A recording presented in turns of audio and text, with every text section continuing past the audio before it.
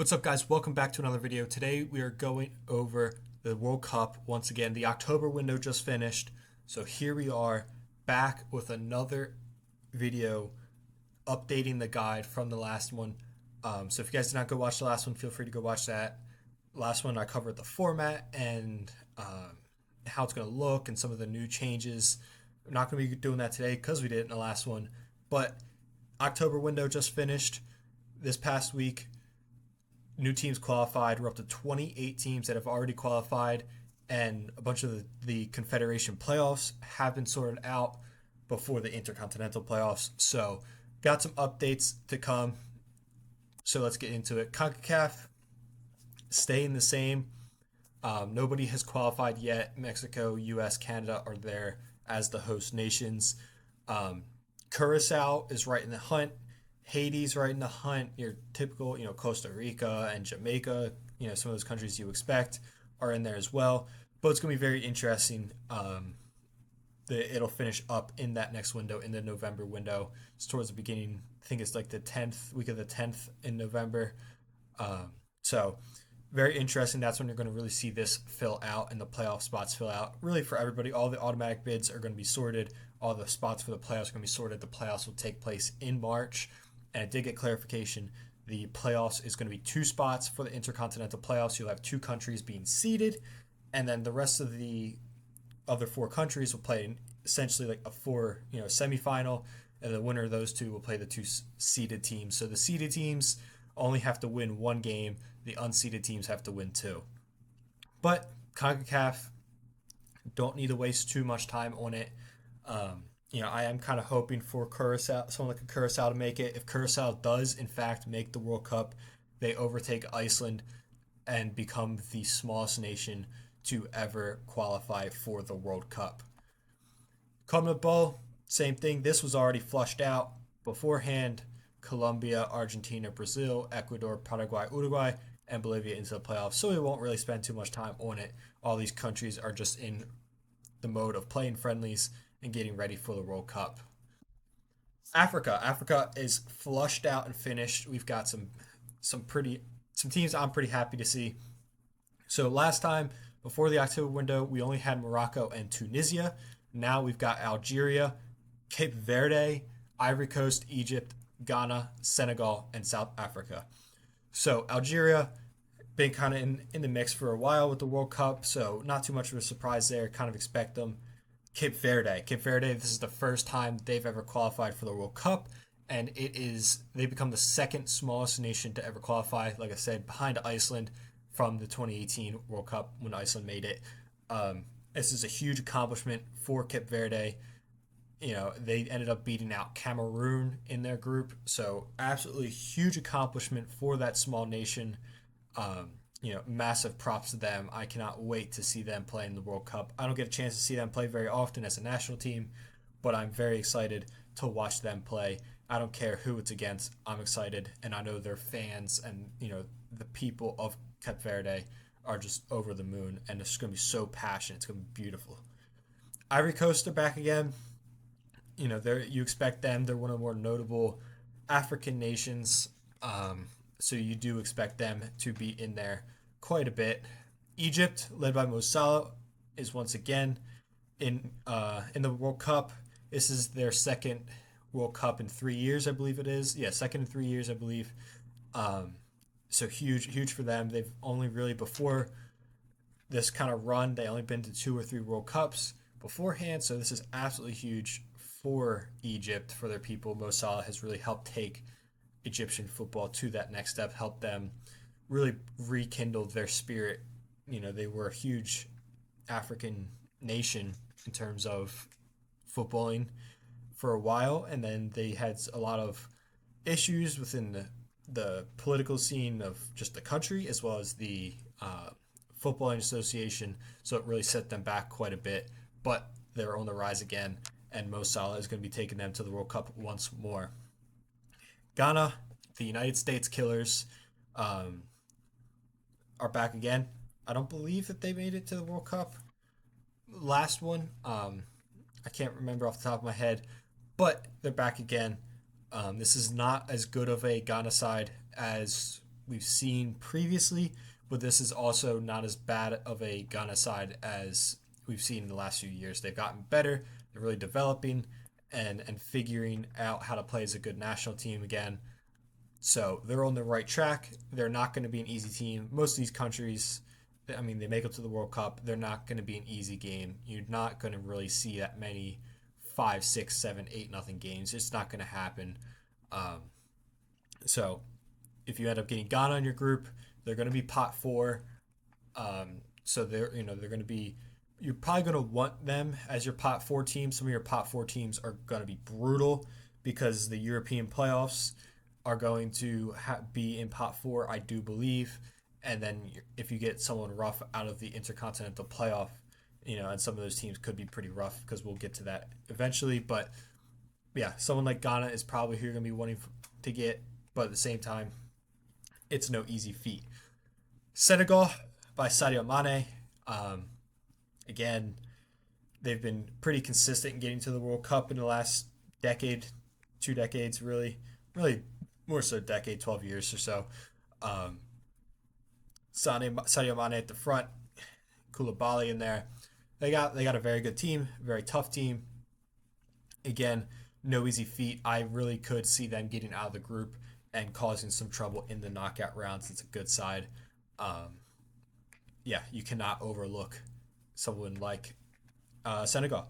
This is a very strong showing from Africa, especially considering which we'll get to next, who's in their Confederation playoffs.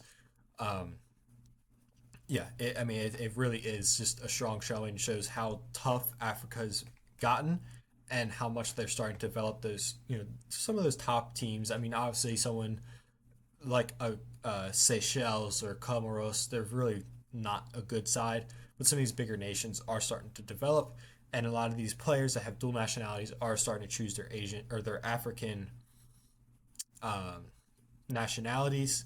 So they're starting to develop as well. So a lot of these countries are not going to be an easy feat by any means.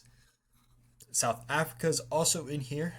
This is the first time South Africa has, I believe, qualified outright for the World Cup. The only time that they've been was when they were host in 2010. So huge accomplishment for them to achieve this, even with the mistakes that they made. So if you guys weren't following Africa qualifying, South Africa fielded an ineligible player against Botswana, I do believe it was, in the qualifying. So they ended up being a forfeit. So they were actually overtaken by Benin. Benin ended up being in the first place. This is also a group that consisted of Nigeria. So Nigeria, South Africa, and Benin were three teams all fighting for second place and the first place automatic spot up until the final day. It was actually really fun to kind of keep tabs on it and keep eyes on and witness.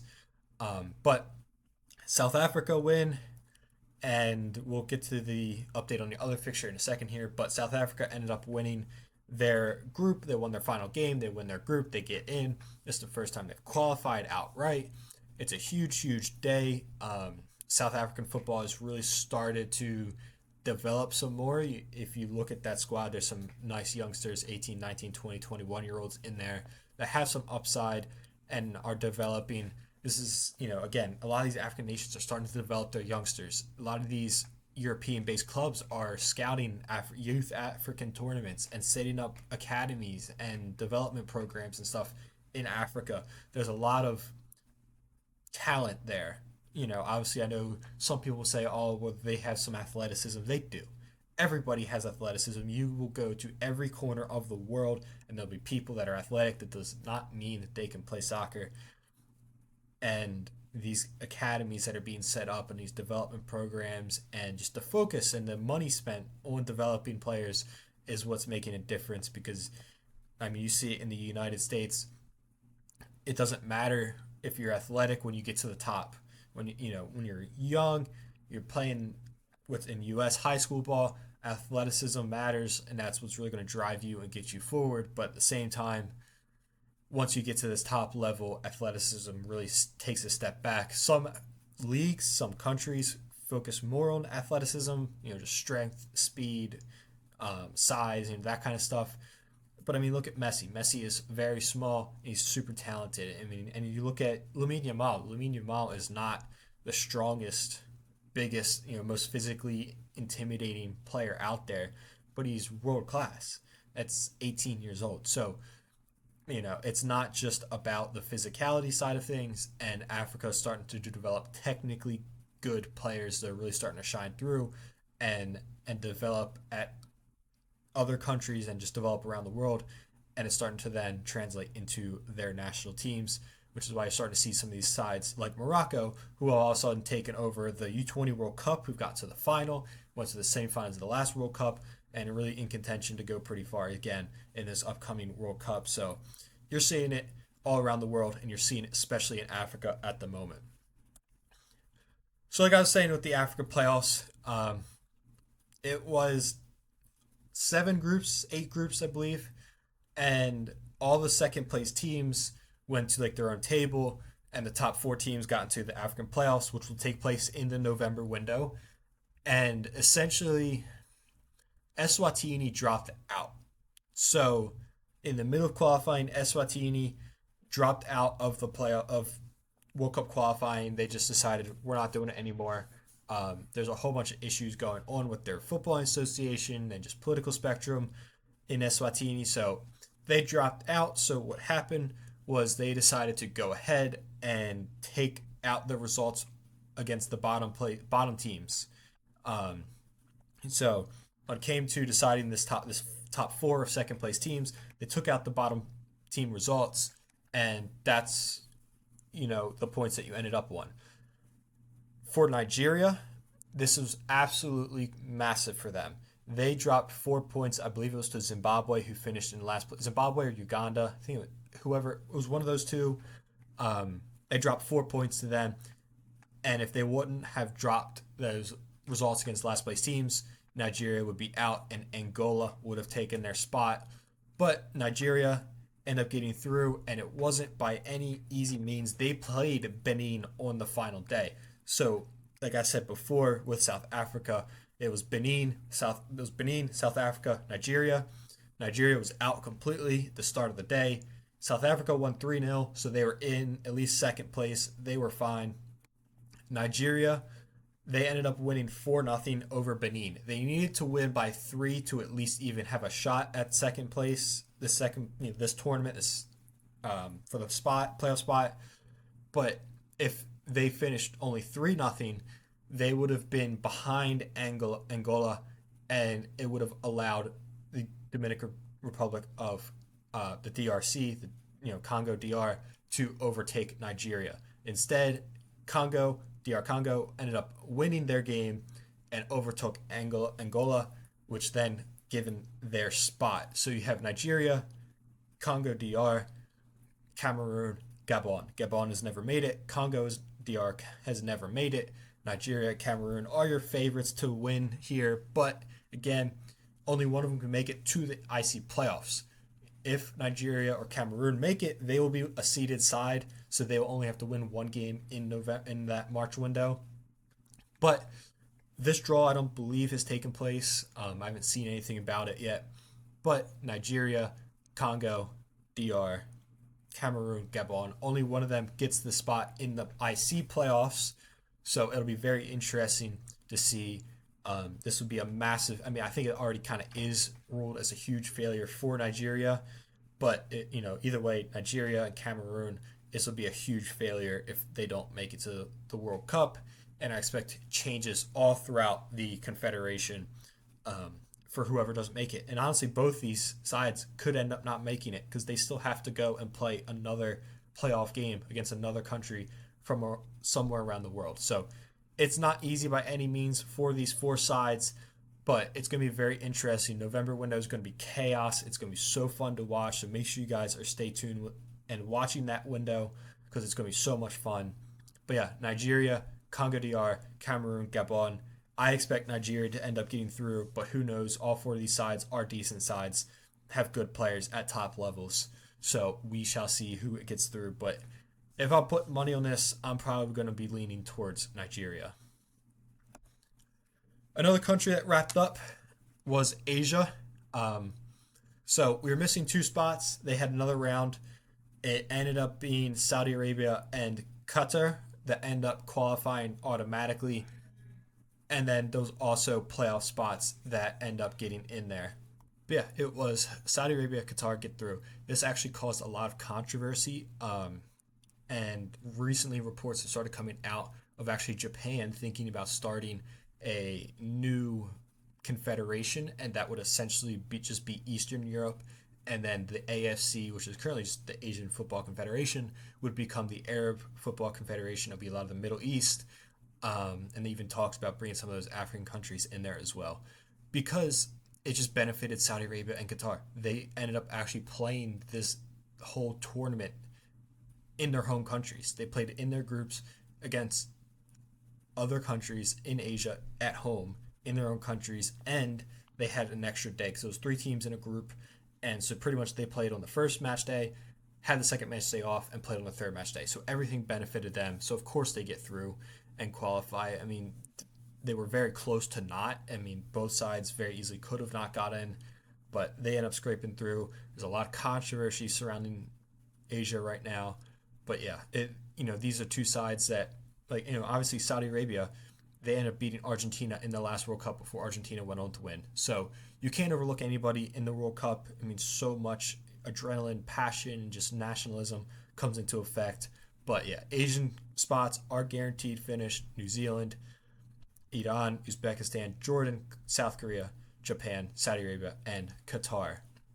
Now, they don't have their playoff spot done yet, and that's because they have their own playoffs that are going to be taking place in November. So they've got Iraq and the United Arab Emirates will play in a two-leg tie to determine the spot in the IC playoffs. These two sides came in second place in their groups in the last round, like I was just talking about. So these two will end up playing a two-leg tie to determine who gets in through the IC playoffs. Both these sides are decent sides, but I'm not expecting too much from them. Now on to UEFA. UEFA only has one guaranteed spot so far. Everything else is going to be coming through the next window. England's qualified. They had a very easy group. But France was very close. They ended up drawing to Iceland on the second match day of the window, so they did not get their automatic qualification spot. But yeah, still you got 16 spots available or 15 spots available from UEFA. England's the only one that's qualified. 12 of these will be automatic spots, and then four of these, I believe it's four, will be through UEFA playoffs with second place teams, and they'll have a whole bunch of playoffs, and there'll be four spots available, and those four spots will end up being group or pot four spots when it comes to the draw. So right now, someone like Italy currently sits second to Norway in their group, so Italy can end up being a pot four team. I know they've struggled recently with even just making it to the World Cup, but at the same time, if you end up getting them as your pot four side, you're going to be very, very upset. But yeah, not much to talk about here. England gets through in a very easy group that they had. And this is, it's going to fill out by end of November window. Oceania, again, this was already decided, so I'm not really going to spend any time on it. But New Zealand is the Oceania spot, and the playoffs to New Caledonia. And the actual intercontinental playoffs, we've been kind of talking about the interconfederation playoffs, the confederation playoffs, the Africa and Asia, CONCACAF. Obviously, they don't have their automatic spots filled out, so they don't have the playoff spots filled out. But Bolivia and New Caledonia are going to be unseeded, so they have to win two games to end up getting to the World Cup. But who knows? We'll see. They both have a chance. I expect New Caledonia to not make it. I expect Nigeria, Cameroon to make it out of Africa and then end up making it into the World Cup there. And then depending on how CONCACAF fills out, you usually could see someone like Jamaica in here, and Jamaica could end up qualifying as well. But yeah, that's going to be it. A lot more teams have qualified. We're up to 28 out of 48. So there's still a lot of room to go, most of it in Europe. So most of it's going to be your expected teams, but still a lot to play for, still a lot to come. So make sure you guys stay tuned after the November window. We'll re-update this, go through everything again, and then once we get to the December draw, we'll do December draw stuff, and then we'll look at the playoffs once time comes out in March. So yeah, thank you guys so much for watching. Make sure you guys are subscribed. FM26 coming out, and a whole lot of other videos are in the works. So thank you guys so much for watching, and yeah, I'll see you next time.